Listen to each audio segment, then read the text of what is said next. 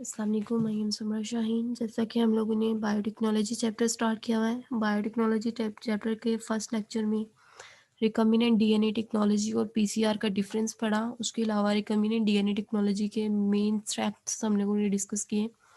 उसमें molecular scissor, molecular career, उसके अलावा expression system, gene of interest, कैसे जीन ऑफ इंटरेस्ट की वो तैयारी की जाती है, उसको डिटेल से इस चैप्टर में हम लोगों ने स्टडी किया। तो आज हमारा जो टॉपिक है उसमें ये बायोटेक्नोलॉजिकल प्रोडक्ट में हमने आज जो स्टडी करना है वो पॉलीमरेज चेन रिएक्शन पीसीआर। जैसा कि हमने फर्स्ट डेफिनेशन में पीसीआर और डीएनए रिस्ट्रिक्शन उसके एंडोन्यूक्लियस के एंजाइम्स की स्टडी की। उसके अलावा पीसीआर और रिकम्बिनेंट डीएनए टेक्नोलॉजी का डिफरेंस देखा। पीसीआर क्या करवाता है, laser number of copies produce करवाता है टेस्ट ट्यूब में। अगर हमें थोड़ी कॉपीज चाहिए तो हम पीसीआर को यूज़ करते हैं, लेकिन हमें एक ही वक्त में ज़्यादा कॉपीज चाहिए तो हम रिकम्बिनेंट डीएनए टेक्नोलॉजी को यूज़ करते हैं। पीसीआर जो है इसमें भी ज़्यादा कॉपीज प्रोड्यूस की जा सकती हैं। ये बहुत फास्टली इसमें वर्क होता है, बार बार रेपिटेशन होगी, साइकिल की रिपीट होगा प्रोसेस, और बहुत ज़्यादा कॉपीज भी इसमें प्रोड्यूस की जा सकती हैं। जो पीसीआर के जो मेन स्टेप हैं उसमें जो इन्वॉल्व होते हैं वो डीनेचुरेशन है। सबसे पहले डीनेचुरेशन होती है, डीएनए का स्ट्रक्चर डैमेज करना होता है। डीएनए मतलब डबल स्ट्रैंड है तो उसको ओपन अप करना है, डीनेचुरेशन होगी, फिर उसके बाद रीनेचुरेशन होगी, दोबारा से उसका स्ट्रक्चर बहाल होगा, फिर पॉलीन्यूक्लियोटाइड सिंथेसिस होगी, उसमें न्यूक्लियोटाइड ऐड होंगे और पॉलीन्यूक्लियोटाइड सिंथेसिस होगी। तो ये 3 मेजर स्टेप्स हैं, डीनेचुरेशन, रीनेचुरेशन और पॉलीन्यूक्लियोटाइड सिंथेसिस। एंड पे क्या होगा, उसको एम्पलीफाई कर दिया जाएगा। जो डीएनए हमारे पास आया है, पॉलीन्यूक्लियोटाइड सिंथेसिस हुई है, उसको एम्पलीफाई कर दिया जाएगा, डीएनए सिंथेसिस होगी। इसमें एंजाइमेटिक एम्पलीफिकेशन भी होती है। इसमें क्या किया जाता है, टेस्ट ट्यूब में जीन ऑफ इंटरेस्ट को ऐड करके एंजाइमेटिक एम्पलीफिकेशन होती है। इसको पीसीआर को इंट्रोड्यूस कराया 1983 में कैरी बी म्यूलिस ने पीसीआर रिएक्शंस को इंट्रोड्यूस करवाया। पीसीआर क्या होते हैं, पॉलीमरेज चेन रिएक्शन। ये अपरेटस लेबोरेटरी में मौजूद होते हैं। इसमें क्या होता है कि टेम्परेचर मुख्तलिफ साइकिल्स में ये वर्क कंप्लीट होता है। एक चैम्बर अपना वर्क कंप्लीट करता है तो दूसरे चैम्बर में प्रोडक्ट चला जाता है, और वो मुख्तलिफ उनका टेम्परेचर होता है। सबसे पहले डीएनए की डीनेचुरेशन होती है, उसको आगे डिटेल से पढ़ेंगे। जो पहले मेथड था डीएनए को एनालाइज करने का, डीएनए की कॉपीज़ प्रोड्यूस करने का, वो काफ़ी एक्सपेंसिव था और टाइम कंज्यूमिंग था, उसमें बहुत टाइम लगता था, वो एक्सपेंसिव भी था पीसीआर की निस्बत। लेकिन अब जो पीसीआर है वो बहुत ज़्यादा मिलियंस कॉपीज़ प्रोड्यूस कर देता है सिंगल जीन्स की टेस्ट ट्यूब में क्विकली। मतलब बहुत जल्दी अगर हमें कॉपीज़ चाहिए तो हम पीसीआर यूज़ करते हैं। पीसीआर टेस्ट ट्यूब के अंदर ही मिलियंस कॉपीज़ प्रोड्यूस करवा देते हैं। फॉर एग्जांपल ह्यूमन हेयर की जीन्स अगर हमारे पास छोटा-सा पार्ट जीन का मौजूद है, हमने उसकी बहुत ज़्यादा कॉपीज़ प्रोड्यूस करवानी है, तो टेस्ट ट्यूब के अंदर ही पीसीआर उसकी बहुत ज़्यादा कॉपीज़ प्रोड्यूस करवा देता है। अब पीसीआर जो है वो वेरी स्पेसिफिक होता है। किस तरह स्पेसिफिक होता है, ये इसमें हम देखते हैं कि पीसीआर इज़ वेरी स्पेसिफिक। क्यों स्पेसिफिक होता है कि टारगेट डीएनए जो है वो अगर हमारे पास लेस देन 1 मिलियन पार्ट भी, मतलब एक डीएनए का बहुत छोटा पार्ट भी हमारे पास मौजूद है डीएनए सैंपल का, तो पीसीआर की मदद से हम उसको एम्पलीफाई कर सकते हैं, उसकी बहुत ज़्यादा कॉपीज़ भी प्रोड्यूस करवा सकते हैं, और उसको हम न्यूक्लियोटाइड सीक्वेंस को एम्पलीफाई करके भी उसको देख सकते हैं। पीसीआर के नेम को हम क्यों नेम दिया गया है डीएनए पॉलीमरेज़ का। इसको डीएनए पॉलीमरेज़ का नाम क्यों देते हैं, क्योंकि डीएनए पॉलीमरेज़ रेप्लिकेशन में हेल्प आउट करवाता है, तो पीसीआर भी क्या करवाता है, मिलियंस कॉपीज़ प्रोड्यूस करवाता है डीएनए की रेप्लिकेशन करवाता है, तो इसको हम डीएनए पॉलीमरेज़ का नाम भी दे सकते हैं। तो ये एमसीक्यूज़ में इंपॉर्टेंट है, PCR name, give the name DNA polymerase. अब रेप्लिकेशन जो है वो कंटीन्यूअस प्रोसेस है, अगेन एंड अगेन रेप्लिकेशन होगी, बार-बार रेप्लिकेशन होगी और बहुत ज़्यादा डिज़ायर्ड डीएनए की कॉपीज़ जो हैं वो प्रोड्यूस हो जाएँगी, मिलियंस, बिलियंस जितनी कॉपीज़ चाहिए, वो कॉपीज़ जो हैं वो डिज़ायर्ड डीएनए की प्रोड्यूस हो जाएँगी। पीसीआर टेस्ट ट्यूब में रेप्लिकेशन से बहुत ज़्यादा कॉपीज़ प्रोड्यूस करवाएगा, इसको डीएनए पॉलीमरेज़ का नाम भी देंगे। क्यों देंगे? क्योंकि ये भी आरएन डीएनए की रेप्लिकेशन में हेल्प आउट करवाता है। अब मेथोडोलॉजी क्या है पीसीआर की, कैसे पीसीआर वर्क करता है, इसके मुख्तलिफ स्टेप हैं। First of all denaturation of DNA, कि डीएनए को डीनेचर कर देना है। डीएनए की डबल स्ट्रैंडेड डीएनए होता है, हेलिक्स की फॉर्म में मौजूद होता है, लेडर लाइक होता है। तो जब डीएनए को हीट अप करेंगे बहुत कम टाइम के लिए, सिर्फ 1 मिनट के लिए, फर्स्ट चैम्बर में डीएनए जो है वो हीट अप होगा, टेम्परेचर होगा 90 टू 95 डिग्री सेंटीग्रेड टेम्परेचर पे, डीएनए को हीट अप करेंगे, तो 90 टू 95 टेम्परेचर मतलब 100 पे वाटर बॉयल होना शुरू हो जाता है, तो उससे थोड़ा-सा कम 95 पे सिर्फ 1 मिनट के लिए डीएनए को डीनेचर करेंगे, उसको हीट अप करेंगे, तो उससे क्या होगा, डीएनए की दोनों स्ट्रैंड्स ओपन अप हो जाएँगी। मतलब डीएनए का स्ट्रक्चर जो है वो डीनेचर हो जाएगा, दोनों स्ट्रैंड्स ओपन अप हो जाएँगी। तो फर्स्ट स्टेप है डीनेचुरेशन ऑफ डीएनए। नंबर 2 पे है एडिशन ऑफ प्राइमर। प्राइमर क्या होता है? शॉर्ट न्यूक्लियोटाइड सीक्वेंस होते हैं, ये डेफिनिशन याद रखनी है।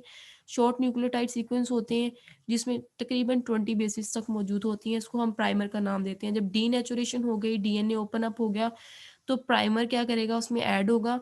20 न्यूक्लियोटाइड सीक्वेंस जो हैं वो इसमें ऐड होंगे इस रिएक्शन में। और ये प्राइमर जो है वो रिएक्शन स्टार्ट नहीं करवाता, बल्कि जो डीएनए ओपन अप हुआ हुआ है उसी के साथ प्राइमर ऐड होके उसको डबल स्ट्रैंडेड कर देता है, लेकिन ये कभी भी रिएक्शन को स्टार्ट नहीं करवाता। अब extension of the primer, poly primer by DNA. DNA की एक्सटेंशन कैसे होगी प्राइमर की? डीएनए पॉलीमरेज़ के ज़रिए। डीएनए पॉलीमरेज़ क्या करवाते हैं? न्यूक्लियोटाइड को ऐड करवाता रहता है, जिससे प्राइमर की एक्सटेंशन होगी, टारगेट डीएनए प्रोड्यूस होगा। तो after pairing the DNA strand, polymerase copies the target. तो डीएनए पॉलीमरेज़ क्या करवाते हैं? कॉपीज़ करवा देते हैं, टारगेट डीएनए की बहुत ज़्यादा कॉपीज़ प्रोड्यूस करवाता है। अब टैग पॉलीमरेज़ क्या होता है? ये टैग पॉलीमरेज़ थर्मस इक्वेटस बैक्टीरिया से हासिल किया जाता है, उसी के नाम पे इसको टैग पॉलीमरेज़ का नाम देते हैं। ये थर्मस इक्वेटस, थर्मस का मतलब होता है हाई टेम्परेचर को बर्दाश्त करने वाले, तो टेम्परेचर इनसेंसिटिव जो है ये टैग पॉलीमरेज़ एंजाइम है, थर्मोस्टेबल है, हाई टेम्परेचर पे ये रेज़िस्ट करता है। तो ये बैक्टीरिया से हासिल किया जाता है, जिसको थर्मस इक्वेटस का नाम देते हैं, गर्म पानी के चश्मों में पाया जाता है। तो हाई टेम्परेचर को वो विथस्टैंड करता है, तो इससे हम टैग पॉलीमरेज़ को हासिल करते हैं। टैग पॉलीमरेज़ को फिर पीसीआर में यूज़ किया जाता है। अब ये डायग्राम दिखाई गई है। डायग्राम में डीएनए है, डीएनए को डीनेचर किया, ओपन अप हो गया, दोनों स्ट्रैंड्स ओपन अप हुई, फिर प्राइमर ऐड होना शुरू हो गया। प्राइमर, यहाँ पे प्राइमर ऐड होना शुरू हो गए, प्राइमर ऐड हुए हैं, तो उनकी जब एक्सटेंशन स्टार्ट हो गई है प्राइमर की, एक्सटेंशन स्टार्ट हुई है, तो उनके साथ वो जो सिंगल स्ट्रैंड डीएनए थे, उनके साथ दूसरे स्ट्रैंड आके अटैच हो गई हैं, तो डबल स्ट्रैंडेड डीएनए बन गया है, तो इसने रेप्लिकेशन भी करवाई है, तो पीसीआर को डीएनए पॉलीमरेज़ का नाम भी देते हैं। अब जो है टैग पॉलीमरेज़ को, जैसा कि मैंने कहा कि हाई टेम्परेचर को ये रेज़िस्ट करता है, थर्मल इनसेंसिटिव है, थर्मोस्टेबल है। ये थर्मस इक्वेटस बैक्टीरिया से हासिल किया जाता है, जो कि वाटर में रहते हैं, हॉट स्प्रिंग में रहते हैं। तो टैग पॉलीमरेज़ क्या है? ये हाई टेम्परेचर को विथस्टैंड करता है, इसलिए इसको पीसीआर में यूज़ किया जाता है। जैसे कि हमने पीसीआर के शुरू में कहा कि पीसीआर जो है वो टेम्परेचर को मेंटेन करवाता है। इसमें टेम्परेचर 90 टू 95 डिग्री सेंटीग्रेड होगा। वो टेम्परेचर पे क्या होगा, अ, वो टेम्परेचर जो है वो डीएनए को डीनेचर कर देगा। अब हाई टेम्परेचर क्या है? इसमें हाई टेम्परेचर में क्या होता है कि वो विथस्टैंड करते हैं, जो एंजाइम्स हैं, और जो डीएनए स्ट्रैंड है वो विथस्टैंड करेगी, टैग पॉलीमरेज़ विथस्टैंड करेगा। अब डीएनए रेप्लिकेशन जो है ये इंटरप्टेड नहीं होती बाय एडिंग मोर एंजाइम्स, के ज़्यादा एंजाइम्स ऐड करने से वो इंटरप्टेड नहीं होगी। जितना एंजाइम है उस पे वो वर्क करेगी। अब डीएनए पॉलीमरेज़ जो है ये क्या करवाती है, ये एक्सटेंड करती है स्ट्रैंड को 5 से 3 डायरेक्शन में, मतलब 5 एंड से 3 एंड की तरफ ये उसको एक्सटेंड करती है प्राइमर को। सबसे पहले डीनेचर हुआ डीएनए, डीएनए की स्ट्रैंड ओपन अप हुई। जब वो ओपन अप हुई उसको हाई टेम्परेचर पे, मतलब ओपन अप करने के लिए हाई टेम्परेचर चाहिए, 90 टू 95 डिग्री सेंटीग्रेड 1 मिनट के लिए हीट अप किया। फिर उसके बाद टैग पॉलीमरेज़ ऐड कर दिया। Tag polymerase high temperature resistance enzyme है, जो कि थर्मस इक्वेटस बैक्टीरिया से हासिल किया जाता है। वो क्या करवाता है, प्राइमर को ऐड करवाता है। प्राइमर जो है वो शॉर्ट सीक्वेंस बेसिस हैं, 20 न्यूक्लियोटाइड बेसिस हैं, ये 5 एंड से 3 एंड की तरफ उसको डीएनए स्ट्रैंड को इस डायरेक्शन में प्राइमर को ऐड करवाती हैं। अब डबल स्ट्रैंडेड डीएनए प्राइमर जो है वो इनकॉर्पोरेट होता है, प्राइमर ऐड होता जाता है। न्यूली सिंथेसाइज्ड स्ट्रैंड जो है वो उसको तैयार करवाते हैं, मतलब स्ट्रैंड पहले ओपन अप हुई, उसके साथ फिर न्यू स्ट्रैंड्स ओपन अप बनवाना स्टार्ट करवा देता है, डीएनए की रेप्लिकेशन स्टार्ट करवा देता है। इसको डीएनए पॉलीमरेज़ का नाम भी इसीलिए दिया जाता है। अब repetition of the cycle, cycle जो है फिर उसको रिपीट किया जाता है मेनी टाइम, जितनी हमें कॉपीज़ चाहिए साइकिल को उतनी दफ़ा रिपीट किया जाता है अंटिल कि हमें हमारा डिज़ायर्ड प्रोडक्ट मिल जाए, हमारी डिज़ायर्ड नंबर ऑफ कॉपीज़ हमें मिल जाएँ, तो उसके लिए हम क्या करवाते हैं, साइकिल को बार-बार रिपीट करवाते हैं। जितनी कॉपीज़ चाहेंगे उतनी दफ़ा साइकिल को रिपीट करवाएँगे और पीसीआर उसकी कॉपीज़ प्रोड्यूस करवा देगा। अब थर्मो का मतलब होता है टेम्परेचर, साइक्लिक का मतलब होता है साइकिल्स की फॉर्म में लिक्विड सब्सटेंस को मूव करवाना। तो पीसीआर जो है वो क्योंकि इसमें हाई टेम्परेचर होता है, ये ऑटोमेटिकली सारा इसके ऊपर वर्क होता है। सिर्फ़ उसमें डीएनए को डालना पड़ता है। पीसीआर जो है वो ये मशीन है, ये रिपीटेड करती रहती है रिएक्शन को, यहाँ तक कि हमें हमारा डिज़ायर्ड प्रोडक्ट मिल जाता है। तो इसको हम बोलते हैं थर्मोसाइक्लिक का नाम देते हैं कि यहाँ पे साइक्लिक रिएक्शन होते हैं। अब यूजेस ऑफ पीसीआर, पीसीआर के क्या-क्या इस्तेमालात हैं? पीसीआर और डीएनए डीएनए फिंगरप्रिंटिंग के जो यूजेस हैं वो सेम है। बस आपने इसको समझना है। डायग्नोसिस ऑफ डिज़ीज़ कि डिज़ीज़ेज़ की डायग्नोसिस के लिए हम पीसीआर को यूज़ करते हैं। अगर कोई डिज़ीज़ है जैसे कि haemophilia, colour blindness, inherited disease है, पेरेंट्स से ऑफ़स्प्रिंग में ट्रांसफ़र हो रही है तो उनकी डायग्नोसिस के लिए पीसीआर को यूज़ किया जाता है। स्मॉलर पार्ट डीएनए का डाल दिया जाता है। पीसीआर उसको एम्प्लीफाई करता है और उसके सीक्वेंस को पेरेंट के सीक्वेंस के साथ मिलाता है, जिससे पता चलता है कि वाक़ई ये इनहेरिटेड डिज़ीज़ है। तो डिज़ीज़ेज़ को डायग्नोज़ करने के लिए पीसीआर को यूज़ किया जाता है। उसके अलावा पीसीआर को फोरेंसिक लैब में यूज़ किया जाता है। फोरेंसिक लैब क्या होती है? जो कि मतलब क्रिमिनल को फाइंड आउट करने के लिए फोरेंसिक लैब को इस्तेमाल किया जाता है। तो इसमें क्या है, इंडिविजुअल की आइडेंटिटीज़ की जाती हैं, उसको एम्प्लीफाई किया जाता है डीएनए को, यहाँ तक कि अगर कोई मर्डर हुआ है किसी का, उसके पास से किसी का बाल मिल जाए या फिर जिसका कत्ल हुआ है उसके नेल्स के अंदर से उस कातिल के स्किन का कोई पीस मिल जाए, तो उसको मतलब छोटा-सा हेयर का पीस भी मिल जाता है, तो उसको हम पीसीआर की मदद से एम्प्लीफाई करके उसके या ब्लड मिल जाता है या स्पर्म का मिल जाए तो उसका क्या करवाया जाता है, एम्प्लीफाई करवाया जाता है, उससे सीक्वेंस मेजर किया जाता है और क्रिमिनल का आसानी से रिकॉर्ड उससे पता चल जाता है और क्रिमिनल को आइडेंटिफ़ाई किया जा सकता है। तो इसको फोरेंसिक लैब में भी पीसीआर को यूज़ किया जाता है। उसके अलावा पीसीआर को एवोल्यूशनरी हिस्ट्री मेजर करने के लिए इस्तेमाल किया जाता है।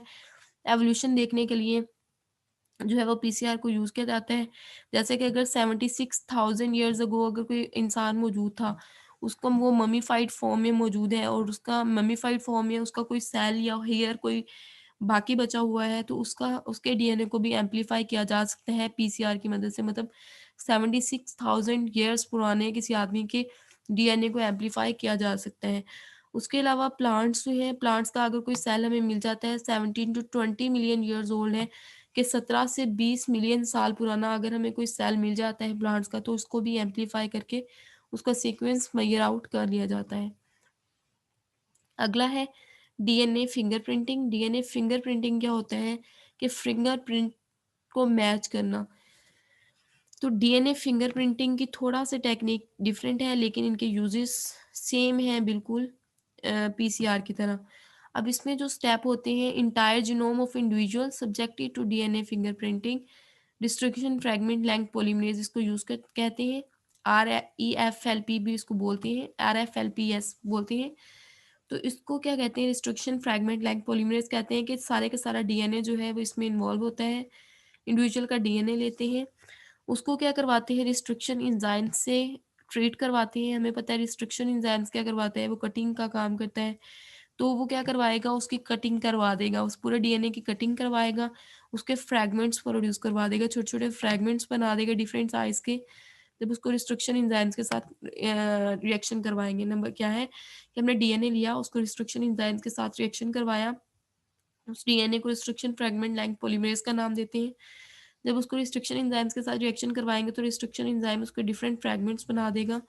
उस फ्रैगमेंट्स को जेल इलेक्ट्रोपैलिसिस इलेक्ट्रोफोरेसिस अ, फ्रैगमेंट बोलते हैं। किसमें क्या करवाता है, जेल इसमें ऐड करवाई जाती है। जेल उसके गिर्द एक प्रोटेक्टिव कवरिंग बना देती है, फिर उसकी कटिंग होती है।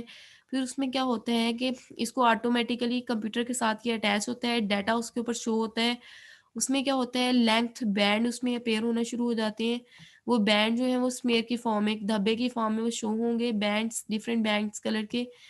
तो उसके डिस्टिंक्टिव मार्कर उसके लिए यूज़ किए जाते हैं, उन बैंड्स के लिए जो फिंगरप्रिंटिंग को शो करते हैं। तो जो मार्कर है उसका एक्स-रे जो पैटर्न है वो शो होगा एक्स-रे फ़िल्म के ऊपर, इसको रिकॉर्ड कर लिया जाता है। क्या है पूरे का पूरा मेथड, डीएनए को लिया जिसको रिस्ट्रिक्शन फ्रैगमेंट लेंथ पॉलीमरेज़ बोलेंगे। इसको रिस्ट्रिक्शन एंजाइम्स के साथ रिएक्शन करवाया। रिस्ट्रिक्शन एंजाइम्स कटिंग का काम करते हैं, वो उसको छोटे-छोटे फ्रैगमेंट्स में कन्वर्ट करवा देगा। जब उसको फ्रैगमेंट्स में कन्वर्ट करवाएगा, फिर उसको जेल इलेक्ट्रोफोरेसिस प्रोसेस से गुजारेंगे, इसके ये जेल की कोटिंग हो जाएगी। फिर इसका डाटा जो है वो कंप्यूटर के साथ कनेक्ट कर दिया जाता है। कंप्यूटर में ये स्मेयर के फॉर्म में शो होंगे। डिफरेंट फ्लोरेसेंट मार्कर इसके लिए यूज़ किए जाते हैं और उसके अलावा पैटर्न को एक्स-रे फ़िल्म के ऊपर रिकॉर्ड कर लिया जाता है। जैसे कि ये डीएनए फिंगर प्रिंटिंग दिखाई गई है कि ये अगर फिंगर प्रिंटिंग एक चाइल्ड की है और ये मुख्तलिफ पेरेंट्स जो हैं वो उसका दावा कर रहे हैं उसके पेरेंट्स होने का, तो जिसके साथ ये सीक्वेंस मैच करेंगे, फॉर एग्ज़ाम्पल ये वाला सीक्वेंस इसमें मौजूद है, ये वाला इसमें मौजूद है, तो ये वाला इसका पेरेंट्स होगा, 2 वाला जो है वो चाइल्ड का पेरेंट होगा, ना कि 3 वाला। और ये फर्स्ट वाली मदर है, ये दोनों अगर फादर होने का दावा कर रहे हैं, तो जो 2 वाला है वो फादर होगा। जैसे डीएनए जो है वो सीक्वेंस आपको सामने नज़र आए, जिसके साथ सीक्वेंस ज़्यादा मैच करेंगे वो उसका पेरेंट होगा। तो ये है डीएनए फिंगरप्रिंटिंग। इसके भी वही बेनिफिट्स हैं कि सस्पेक्टेड अगर कोई रैपिस्ट है, कोई रैपिस्ट अगर मिलता है, अगर कोई लड़की की का मर्डर हो जाता है और उसकी लाश के करीब से किसी भी जो रैपिस्ट है या मर्डर है करने वाला है, उसका बाल मिल जाते हैं, उसका ब्लड का कोई क्लॉट मिल जाता है, उसकी स्किन का कोई पार्ट मिल जाता है, तो उससे रैपिस्ट को आइडेंटिफ़ाई किया जा सकता है।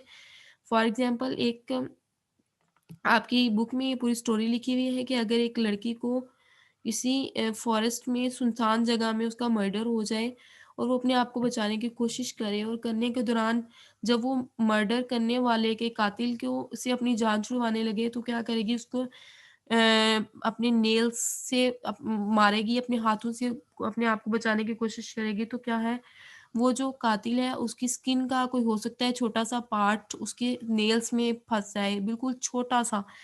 उसके नेल्स के जो कत्ल होने वाली लड़की है उसके नेल्स में चला गया या फिर ऐसा है नेल्स के अंदर फँस गया या फिर कोई पास उस कातिल का ब्लड थोड़ा बहुत निकला और वो उसका कोई ड्रॉप ब्लड का पास पड़ा हुआ है और वो लड़की अपने आप को बचाने की कोशिश करती है लेकिन अगर उसकी डेथ हो जाती है उसको कातिल कत्ल करके तब वहाँ से फरार हो जाता है। तो डीएनए फिंगरप्रिंटिंग से क्या किया जाता है, उसका डीएनए मैच किया जाता है। जिन लोगों पे शक होता है, उनका डीएनए लिया जाता है और वो ब्लड का डॉट मिला है या जो स्किन का पार्ट है, हेयर का पार्ट मिला है, उसका डीएनए निकाल के उसको एम्प्लीफाई किया जाता है, डीएनए फिंगरप्रिंटिंग की जाती है। तो इससे क्या किया जाता है, सस्पेक्टेड जो जिस पे शक होता है, उस रैपिस्ट को आइडेंटिफाई कर लिया जाता है। उसके अलावा ह्यूमन रिमेन्स की आइडेंटिफ़ाई की जाती है कि जो ह्यूमन्स का अगर 76,000 ईयर्स को ह्यूमन की बॉडी मिली है, उसका हेयर मिला है, उसका कोई पार्ट मिला है, तो उसके डीएनए को एनालाइज़ किया जा सकता है। उसके अलावा चाइल्ड की डीएनए फिंगरप्रिंटिंग से उसके पेरेंट्स को को आइडेंटिफ़ाई किया जा सकता है। अगर मुख्तलिफ लोग एक बच्चे के पेरेंट होने का दावा करते हैं, तो डीएनए फिंगरप्रिंटिंग से उसके पेरेंट्स को भी आइडेंटिफ़ाई किया जा सकता है कि आखिर बच्चे के पेरेंट्स कौन-से हैं। उसके बाद सॉल्विंग द प्रॉब्लम ऑफ वही वाला कि पेरेंटहुड अगर मुख्तलिफ पेरेंट बच्चे के पेरेंट होने का दावा कर रहे हैं, तो पेरेंटहुड को मेजर करने के लिए भी हम डीएनए फिंगरप्रिंटिंग यूज़ करते हैं। फोरेंसिक लैब में डीएनए फिंगरप्रिंटिंग को यूज़ किया जाता है। मुख्तलिफ जो केस हैं उनको हल करने के लिए डीएनए फिंगरप्रिंटिंग को यूज़ किया जाता है। कातिल का रेपिस्ट का को आइडेंटिफ़ाई करने के लिए डीएनए फिंगरप्रिंटिंग को यूज़ किया जाता है। उसके अलावा मैन की एवोल्यूशनरी हिस्ट्री मेजर करने के लिए एवोल्यूशन को मेजर करने के लिए डीएनए फिंगरप्रिंटिंग को यूज़ किया जाता है। मुख्तलिफ डिज़ीज़ेज़ को डायग्नोज़ करने के लिए भी डीएनए फिंगरप्रिंटिंग को यूज़ किया जाता है। जैसे कि हमने पिछले टॉपिक में इसको डिटेल से देखा पीसीआर में कि को कैसे-कैसे इनको यूज़ किया जाता है डीएनए फिंगरप्रिंटिंग को। जैसा कि यहाँ पे भी वो दिखाए गए हैं वही बैंड्स कि अगर ये वाला एक चाइल्ड है और ये मुख्तलिफ ये मदर है और ये 2 मुख्तलिफ फ़र्द उसके फ़ादर होने का दावा कर रहे हैं, तो जिसके सीक्वेंस ज़्यादा ये स्मेयर के फॉर्म में ये नज़र आ रहे हैं आपको सीक्वेंस डब्बे की फॉर्म में, कलर मार्कर की फॉर्म में, एक्स-रे फ़िल्म के ऊपर। तो ये क्या है, ये जिसके साथ चाइल्ड के जिसके साथ ज़्यादा मैच करेंगे तो वो ही उसका फादर होगा। तो ये 2 वाले के साथ ज़्यादा मैच कर रहे हैं तो 2 वाला उसका फादर है, ना कि ये 3 वाला। तो इस तरह इसको मेजर करने के लिए पेरेंटहुड मेजर करने के लिए पीसीआर को यूज़ करते हैं। अब जो है एनालिसिस क्योंकि डीएनए एनालिसिस और पीसीआर एम्प्लीफिकेशन के क्या फ़ायदे हैं, क्या यूजेज़ हैं, किसको डायग्नोज़ करने के लिए इनहेरिटेड डिजीज़ेज़ को डायग्नोज़ करने के लिए जितनी भी डिजीजेस पेरेंट्स ऑफ स्प्रिंग में ट्रांसफर होती है, जैसे कि diabetes, colour blindness, hepatitis, haemophilia, ये डिजीजेस जो है इनको आइडेंटिफाई करने के लिए पीसीआर और डीएनए एनालाइजिंग को यूज़ किया जाता है। फोरेंसिक लैब में यूज़ किया जाता है, ह्यूमन हेयर, नेल्स, स्पर्म्स वगैरह से इसको मेजर आउट कर लिया जाता है। उसके अलावा ह्यूमन की एवोल्यूशनरी हिस्ट्री मेजर करने के लिए करते हैं, जैसे कि ह्यूमन 76,000 ईयर्स अगो अगर कोई ह्यूमन मिलता है तो उसको एम्पलीफाई करके उसके डीएनए को उसका सीक्वेंस मेजर आउट कर लिया जाता है। और अगर कोई प्लांट 17 से 12 मिलियन ईयर्स ओल्ड कोई प्लांट मिल जाता है तो उस प्लांट के सीक्वेंस को भी मेजर कर लिया जाता है।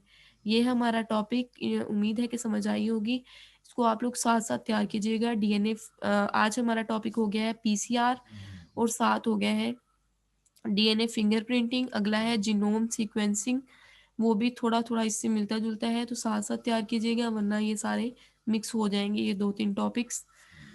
ओके, अल्लाह हाफिज़।